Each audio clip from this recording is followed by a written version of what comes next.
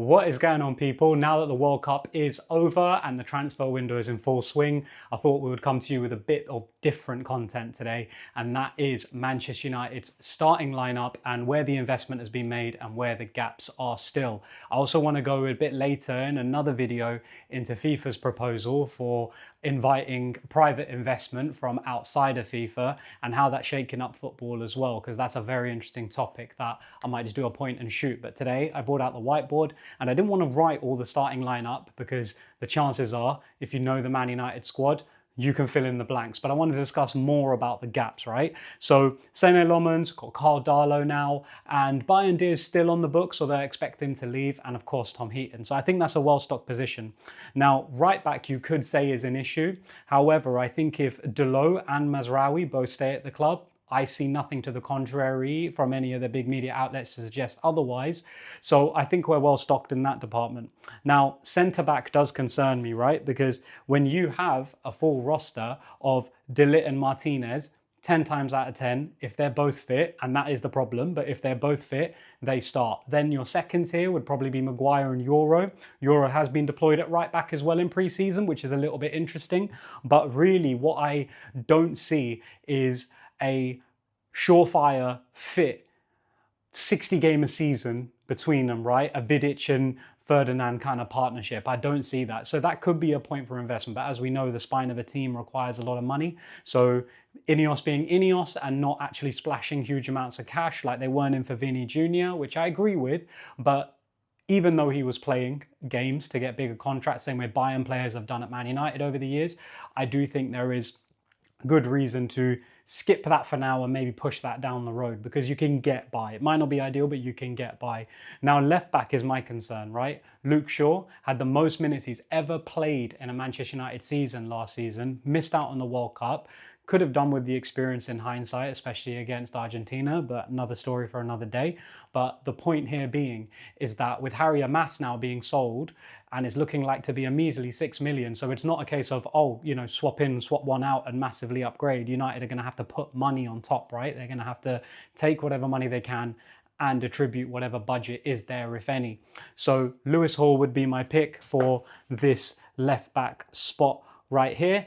And I think even if Shaw is fit, what you can do is then you can just push him into this centre-back position. He's played as a left-sided centre-back in a back three quite a few times over his career, especially under Ruben Amorim, and did a good job. And I think he's done it for England as well. Now, moving on to the midfield, right? Right now, we have Santos, Kobbie Mainoo, and Bruno Fernandes, right? We've got those three players. I think if all three are fit, they start probably 8 times out of 10. And we've got to remember this is a bigger season with 60 odd games. There is, of course, the Premier League. There is the Champions League. Hopefully we can go as far as possible. And then there's the Carabao Cup, where you would expect a bit of rotation there. But for there to be effective rotation, you need certain caliber of players to go in. We're not looking to go out against Grimsby in the first round again, right?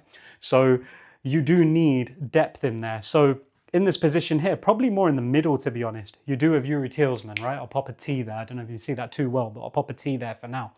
And now there is talk of there still needing to be a third midfielder. I would say, do we need it? Do we need it? Now, Bruno puts in games. He doesn't really get massively injured. Santos, we don't know enough about. Tielemans has a decent injury record, 29 as well. So you would expect him to kind of give his best years now in terms of consistency to Manchester United. And Kobbie Mainoo, we know he's young. He does pick up a few knocks here and there. But really there, between those four, I think 2 are at least fit all the time. And then you augment with the likes of Mason Mount. He's been tried playing deeper. And again, there's a question around fitness. But I think if you say the worst case scenario is loads of players injured, then you would have a huge squad like Chelsea. So I think we've got to back ourselves there, because I actually see a bigger problem. I see a bigger problem. And Benjamin Sesko has been out since April with a shin injury.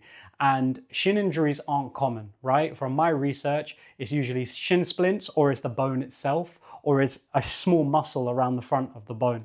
Now, because of that, it's concerning, and you've got to think similar to the De Ligt situation. Is he suddenly going to go under the knife? And, you know, you're going to get that classic selfie with him going like this under, with all the IVs dripping and the mask on him and stuff in a state-of-the-art hospital, and he's going to be out for 6 months. We don't know. I hope not.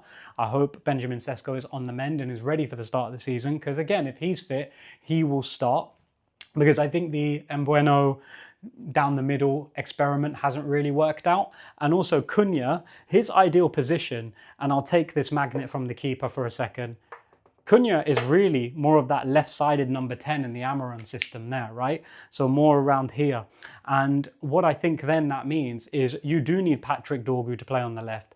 And of course, the new signing from Tottenham, Thompson, we don't know enough about. We don't know if he's going to be of the caliber of the Fletcher brothers, for instance, like just dropping in and out and getting minutes, or we don't know if he goes straight in and, you know, Carrick sees something with him and has had conversations with him and is very, very much inclined to play him. So we don't know, right? And Dorgu, again, is coming back from injury, but you can play Cunha there. But going back to the point, if you see here where you've got Mbueno and you've got Ahmad, who could play on that right channel, you're well stocked in that area. So going back with the same principle of midfield, this Ineos ownership doesn't have unlimited funds.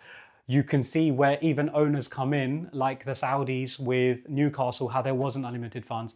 Everyone has a game to play with FFP, PSR, all these different regulations right now. So my concern would be getting in a centre forward right here to be at least a job share with Benjamin Sesko, if not someone just to sit on the bench. And personally, I would have thought Danny Welbeck would have been ideal for that. For some reason, United haven't gone for it, and Chelsea are starting to make all the right movements. I think they're learning from their mistakes and are actually doing things very differently. I think Arsenal are doing things differently after years in the wilderness and saying, look, let's throw good money after good money. Whereas Ed Woodward and the Glazers threw bad money after good money, say, hey, we flopped with a Pogba, let's go get a similar big name in. Di Maria was the name I was thinking of. We flopped with a Di Maria, so let's get a Pogba in. Whereas Ineos are not like that. But really, if they don't go out and get Lewis Hall and they don't get that centre forward, I think we've got big issues, right? Because centre forwards, I get how the narrative looks from the Ineos perspective. They're like, we're a new regime. We are not signing a Gallo. We're not signing a Zlatan, who's at the end of his career and essentially had what you could almost call a career-ending injury in one of the cup finals, right? Because when it came down to it, he went to Italy, got some longevity out of his career, but was never the same. So don't want to be signing people who are over 32, 33, 34, but fair game to sign someone from 28 to 32.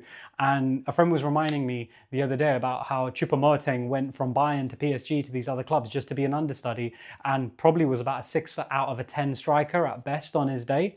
And maybe that's all we need, because if you do have the Matthias Cunha, you do have the Mbueno, you do have a Sesko, assuming he can be fit. And strikers coming through academies are few and far between now, right? Because even just the concept of an out-and-out number 9 just doesn't really exist, bar Haaland. Even if you look at the likes of Harry Kane now and the end and twilight of his career, he's dropping back super deep to pick up the ball and spray it out wide and then run in and arrive late and score the goals, and more of a deadly finisher than a brute kind of Erling Haaland who's just going to do his Haaland run and get past everyone and outmuscle everyone. So, and that's the thing, right? That comes at a certain age with a certain stature of physique, right? Speaking of physique, but you see the point I'm making here, right? That we need to get someone who is available, Premier League proven and experienced, and Danny Welbeck all over, but that's not going to happen. And to be honest, I want to hear your views on who else that could be, because I've been racking my brains and thinking, who is a guaranteed 10 to 15 goal a season striker?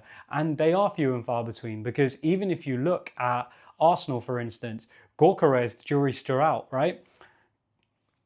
Gabriel, right? Jesus